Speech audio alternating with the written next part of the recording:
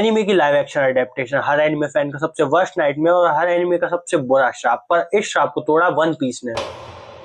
आज से ठीक कुछ दिन पहले नेटफ्लिक्स पे वन पीस के लाइव एक्शन का सीजन 2 रिलीज हुआ and Netflix just nailed it again. IMDb पे 8.9 की रेटिंग और रॉटन टमेटो पे तो 100% चल रही है। कई सारे लोगों का कहना है कि सीजन 1 सीजन 2 से ज्यादा अच्छा है और सीजन 2 में कई सारी चीजें चेंज कर दी गई हैं। उन सभी चीजों के बारे में आगे बात करेंगे। देखो, अब तक जितने भी एनिमे के लाइव एक्शन बन रहे थे वो कुछ ना कुछ गलती करके बिगड़ जा रहे थे, बट वन पीस अलग है। Season 1 banger, season 2 absolute banger. तुम जैसे पहला एपिसोड खोल के बैठते तुम्हें वो पीक लेवल की सिनेमेटोग्राफी, CGI इफेक्ट्स और VFX दिखने लग जाते हैं। जितने भी सीन्स हम देखते हैं उन्हें देख के साफ पता चलता है कि कितना अच्छे से काम किया गया है पूरे बैकग्राउंड सीन्स पे। देखो, एनिमेशन और लाइव एक्शन में कुछ चेंजेस किए गए हैं जो कि अच्छे भी हैं और बुरे भी हैं, जैसे कि वो गोल्डी रॉजर के साथ केज वाला सीन जो कि ना ही एनिमे में और ना ही मांगा में। अब देखो, ये चीज अच्छी इसलिए क्योंकि हमें कुछ नया कंटेंट देखने को मिलेगा तो फिर हम लोग बोर नहीं होंगे, पर ये चीज बुरी इसलिए है क्योंकि हमें ओडा सर की पीक राइटिंग में कुछ चेंजेस देखने को मिलेंगे जो कि अच्छे भी हो सकते हैं और बुरे भी। ऐसे ही हम लॉकडाउन में एक और कैरेक्टर को देखते हैं जो कि सीरीज में काफी ज्यादा आगे आने वाला है, पर उसे पहले ही दिखा दिया गया है आगे के लिए प्लॉट बनाने के लिए। मैं कैरेक्टर्स की बात करूं तो लूफी एंड जोरो पीक पे परफॉर्म कर रहे हैं, बट सांजी के साथ एक प्रॉब्लम है। सांजी जिसका एनिमे में हर दूसरी लड़की को देख के नाक में से खून निकल जाता है, तो वो लाइव एक्शन में एक सिंसियर कैरेक्टर बन रहा है जिसे देख के मुझे तो काफी ज्यादा बुरा लगा। बाकी कुछ साइड कैरेक्टर्स जैसे बगी, स्मोकर, क्रोकोडाइल, मिस्टर 3 सब कुछ टॉप नॉच। इन लोगों ने एनिमे से लाइव एक्शन में कई सारी चीजों को हटा दिया तो मुझे लगा लगून को भी हटा देंगे, पर ये लोग लाए और वो चीज देख के मुझे काफी ज्यादा अच्छा लगा। लूफी के साथ लगून का वो सिनेरियो और वो लोग सेंटिमेंट्स को इतने ज्यादा अच्छे से ले जाते हैं कि अगर तुम उस सीन को पहली बार देख रहे हो तो तुम पक्का रो दोगे। लगून और उन दोनों जायंट्स को देख के ऐसा फील नहीं होता कि ये चीज सिर्फ CGI है, प्रॉपर इन चीजों का वेट फील होता है, जो कि काफी ज्यादा अच्छी बात है। अगर देखो, मैं इमोशनल सीन्स की बात करूं तो इमोशनल सीन्स को उतना वेटेज नहीं मिल पाया जितना मिलना चाहिए था, क्योंकि इन लोगों ने कम एपिसोड्स में ज्यादा से ज्यादा एपिसोड्स को कवर करने की कोशिश की है सीरीज के। मुझे नहीं पता मेकर्स क्या चाह रहे हैं, बट सांजी और नामी के बीच में एक अजीब सी केमिस्ट्री फील होती है और हो सकता है कि ये लोग आगे जाके इन्हें एज अ कपल भी दिखा दें, क्योंकि स्टोरी में चेंजेस हो रहे हैं तो अब कुछ भी हो सकता है। दूसरा, लूफी का नामी और सांजी को लेकर वो पहाड़ क्लाइंबिंग वाला सीन। देखो, जब मैंने वो सीन एनिमे में देखा था ना, मैं खुद हाइप्ड अप हो गया था कि इसके हाथों में से खून निकल रहा है, इसके नाखून फट गए, बट फिर भी वो अपने दोस्तों की इतनी केयर करता है कि वो चढ़ा जा रहा है। पर जब मैंने वही सीन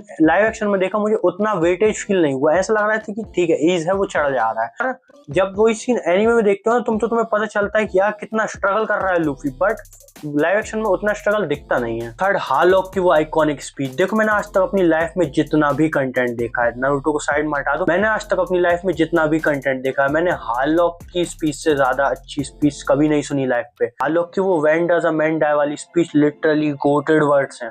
उसके वर्ड्स में जो वेटेज रहता है, उन वर्ड्स को सुन के तुम्हें जो फीलिंग आती है जब वो कहता है कि I have a magnificent life, बहुत प्यारी स्पीच थी वो। पर जब वही स्पीच मैंने लाइव एक्शन में देखी, वो चीज अच्छी तो थी पर उतनी अच्छी नहीं थी, क्योंकि वो एक क्लोज एनवायरनमेंट में थी। जब हालॉक ने वही चीज घुटनों में बैठ के बर्फ के मैदान में कही थी, खुले आसमान की नीचे, बहुत प्यारा साउंड करती है वो। अगर मैं बात करूं विजुअल्स की तो देखो, सभी विजुअल्स को बहुत ही ज्यादा प्यारे तरीके से दिखाया गया है। सभी विजुअल्स को बहुत ही ज्यादा डिटेल में काम किया गया है, चाहे भले तुम उस चीज को दूर से देखो चाहे पास से। किसी भी चीज को देख के ऐसा नहीं लगता कि तुम एक green screen to green screen switch कर रहे हो। ऐसा लगता है जैसे प्रॉपर तुम आइलैंड टू आइलैंड जा रहे हो और वहीं पे जाके एडवेंचर को खुद फील कर रहे हो। सभी चीजों के साउंड इफेक्ट, जिस तरीके से लोग एनवायरनमेंट बदलते हैं, बहुत ज्यादा प्यारा। एक चीज जो कि तुमने नोटिस नहीं की होगी, पर अगर एनिमे वॉचर हो तो शायद कर भी ली हो, तुमने एनिमे में देखा होगा कि कई सारे टाइम के लिए बोट सीन्स ही चलते हैं, पर इन लोगों ने बिल्कुल भी बोट सीन्स नहीं रखे क्योंकि वो काफी ज्यादा ग्रीन स्क्रीन टाइम का लगने लगता है। लोगों ने पूरे सीजन में मिला के मुश्किल से 10 मिनट के बोट सीन्स रखे हैं। देखो, अगर पेसिंग की बात करूं तो जिन चीजों में पेसिंग बेकार है, मैंने उन चीजों के बारे में पहली बात कर ली है, पर वन पीस के एनिमे वॉचर्स को ये पेसिंग बहुत ज्यादा पसंद आई, क्योंकि जो चीज वन पीस के एनिमे में मिसिंग होती है वो चीज लाइव एक्शन में इन लोगों ने प्रॉपर रखी है। पेसिंग पे इतना ज्यादा ध्यान दिया कि कुछ ज्यादा ही बढ़ा दिया। देखो, जिस तरीके से लोग पर episode island to island jump करते हैं, वो चीज देख के अच्छा भी लगता है और बुरा भी, क्योंकि कई बार ये लोग उन चीजों को मिस कर देते हैं जिन्हें आराम से डिटेल में दिखाना चाहिए था। जिस तरीके से कैक्टस आइलैंड पे एक के बाद एक बड़े इवेंट हुए जाए तो उसे थोड़ा डिटेल में दिखाते तो अच्छा लगता, पर इन लोगों ने जिस तरीके से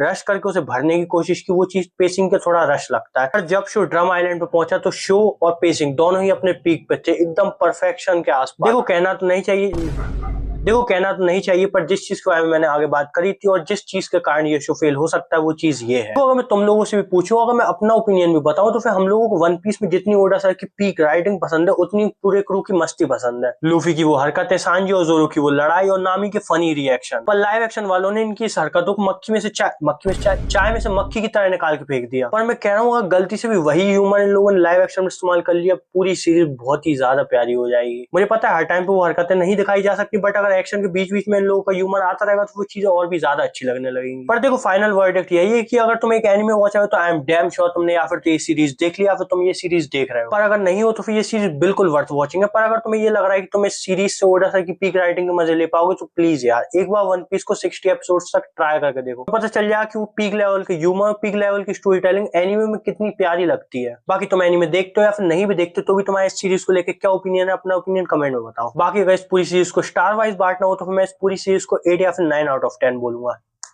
मैं जा रहा हूँ, सब्सक्राइब कर देना।